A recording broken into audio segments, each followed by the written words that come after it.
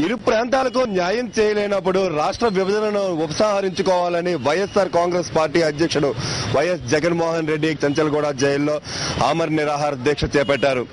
ఈ నేపథ్యంలో శ్రీకాకుళం జిల్లా వ్యాప్తంగా ఆయనకు మద్దతు పలుకుతోంది. ఆయనకు మద్దతుగా అనేక ర్యాలీలు, నిరాహార దీక్ష శిబిరాలు జిల్లా వ్యాప్తంగా కొనసాగుతున్నాయి. శ్రీకాకుళంలోని రిలే నిరాహార దీక్షలు కొనసాగిస్తున్న యువజన విభాగం ప్రతినిధులతో మనం మాట్లాడదాం.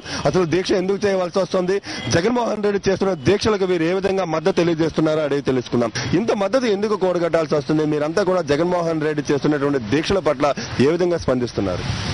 ఈరోజు రాష్ట్రంలో జగన్మోహన్ రెడ్డి ఒక్కడే నిబద్ధతతో సమైక్యాంధ్రగా ఒకటిగా ఉండాలి, లేదంటే ప్రతి ఒక్క ఆ తెలుగువాడికి కూడా సమన్యాయం జరగాలని చెప్పి ఈరోజు రాష్ట్రంలో ఏకైక నాయకుడిగా ఈరోజు ఆయనకి అక్రమంగా నిర్బంధించినా కూడా తన స్ఫూర్తిని అనుకొని ఈరోజు ఆయన 72 గంటలుగా దీక్ష చేస్తుంటే ప్రతి ఒక్క తెలుగువాడు కూడా ఈరోజు చలించిపోతున్నాడు.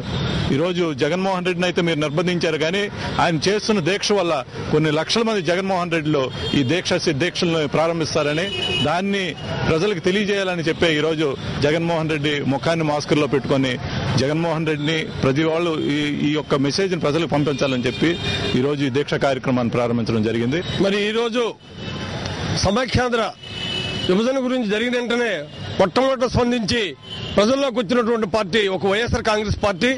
మరి మీ అందరికీ తెలుసు, విజయమ్మ గారు గుంటూరులో దీక్ష చేశారు. ఆ గుంటూరు దీక్షకి అనేకమైనటువంటి ప్రజల నుండి మంచి స్పందన వచ్చింది. మరి ఈ రోజు ఒక్కడే జైల్లో ఒక్క జగన్మోహన్ రెడ్డి ఉన్నారు, కానీ బయట వేల మంది, లక్షల మంది, కోట్ల మంది జగన్మోహన్ రెడ్డి ఉన్నారని నిరూపణకి ఈ మాస్కులు ధరించి జగన్మోహన్ రెడ్డి రూపంలో మేమంతా కూడా ఈ మద్దతు ప్రకటిస్తున్నాం.